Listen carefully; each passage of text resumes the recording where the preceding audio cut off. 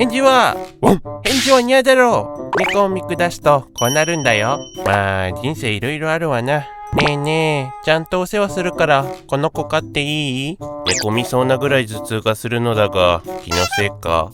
投げ網をマスターした。飼い主が飼い猫野良に戻すで検索してる。授業参観なんてなければいいのに。みんなリモコンを探しているが今さらお腹の下にあるなんて言いづらい。坊ちゃんが初めて彼女を連れてきたのに舞い上がったご主人が親父ギャグ連発で滑りまくってる。